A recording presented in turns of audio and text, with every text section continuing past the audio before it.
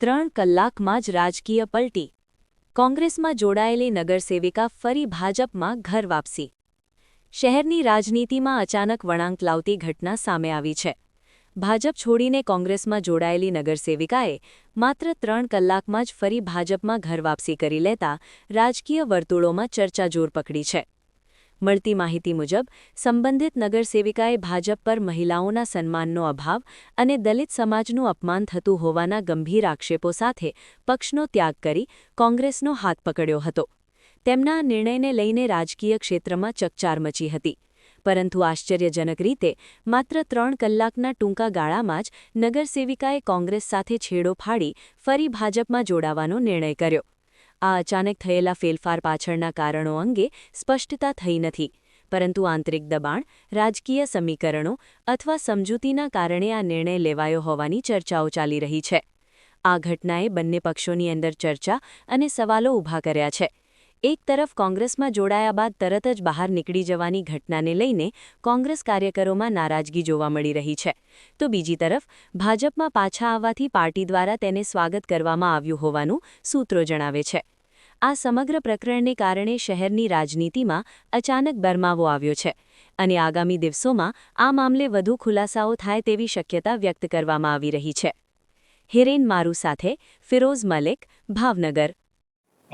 સેજલબેન, માત્ર 3 કલાકમાં કોંગ્રેસમાંથી ભાજપમાં આવ્યા છો, શું કહેશો? શું એવું થયું તો પાછું આવવું જવું પડ્યું? હું થોડાક સમય માટે ભરમાઈ ગઈ હતી. કોંગ્રેસના આગેવાનોએ મને ભરમાઈ દીધી હતી. કઈ રીતે ભરમાવી દીધા? મને અલગ અલગ રીતે સુરક્ષિત નથી ને અને એ લોકો દ્વારા જ મને બોલાવવામાં આવ્યું કે આવી રીતે બધું બોલજો તમે. અચ્છા બેન, પણ અને પછી મારી ભૂલ સમજાણી એટલે હું પાછી આવી. તમે એવું કહી રહ્યા હતા કે હું પોતે સુરક્ષિત નથી, માઇનોરિટી વિસ્તાર ઓબીસી લોકો છે એ પણ સુરક્ષિત નથી ભાજપમાં. મને કોંગ્રેસના આગેવાનો દ્વારા કહેવામાં આવ્યું હતું કે તમે આવી રીતે બોલજો. શું આગેવાન? કોણ નામ?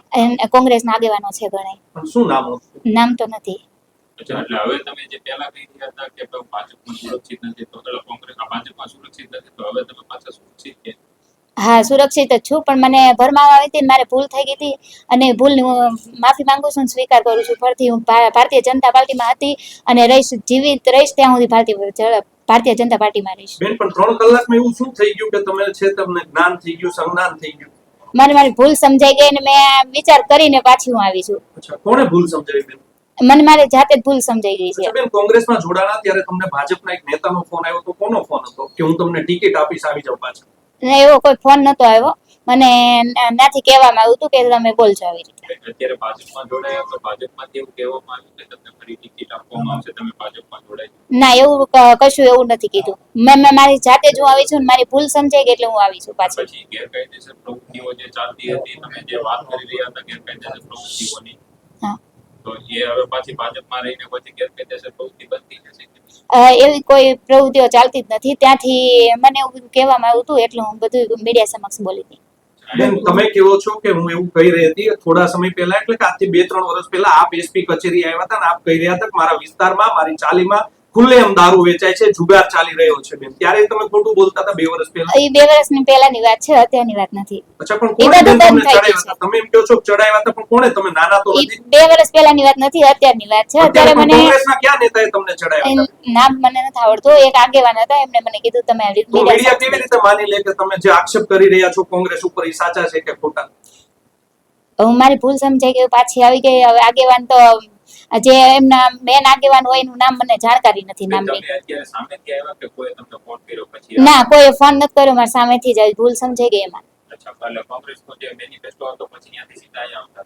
હા, મને ભૂલ સમજાઈ ગઈ. થોડોક સમય વિચાર કર્યો, પછી ભૂલ સમજાણી કે નહીં મેં આ ખોટું કર્યું છે, હું એમાં જ સુરક્ષિત છું, એટલે હું પાછી આમ આવી ગઈ. હવે પાછી ભારતીય જનતા પાર્ટી તમારી પર ક્યાં વિશ્વાસ કરશે? કારણ કે તમે પાછા જતા રહેશો શું? હું હવે જાજુ નથી આમાંથી, તો જ મને અહીંયા આવવા દીધી હોય ને, વિશ્વાસ હોય તો જ. અચ્છા, હવે પાછું ઓબીસી સમાજ સુરક્ષિત થઈ જશે? હવે એ બધી સમાજ સુરક્ષિત હતી. મેં કીધું મને ભરમાવામાં આવી હતી અને મારે જાજુ કેવું નથી. બેન, કેટલા સમયથી કોંગ્રેસ વાળા છે તમારા સંપર્કમાં? છેલ્લા ઘણા સમયથી. કેટલો સમયથી તમને બોલાવવામાં આવ્યા? મને લગભગ 2-3 મહિનાથી ગયા કે બોલાવવામાં આવી હતી. તમે આ રીતના પલટો કરી રહ્યા છો, લોકો વિશ્વાસ કરશે તમારી ઉપર? હા, ભારતીય જનતા પાર્ટી ઉપર વિશ્વાસ કરે છે એટલે કરશે જ મારી ઉપર વિશ્વાસ. આ કોંગ્રેસના કોઈ ઉચ્ચ નેતાઓ દ્વારા તમારી સાથે વાતચીત કરવામાં આવતી ખરી? હા કોના દ્વારા? જે આપણે શહેર પ્રમુખ છે ને એમના દ્વારા. એનીથી ઉપર ગાંધીનગર ના, એમને- દ્વારા કોઈની સાથે તમારી- ના, એમના દ્વારા કોઈના દ્વારા નહીં. એ શહેર પ્રમુખ દ્વારા એવું કહેવું હતું કોંગ્રેસમાં. હા અચ્છા બેન, આ બાબતે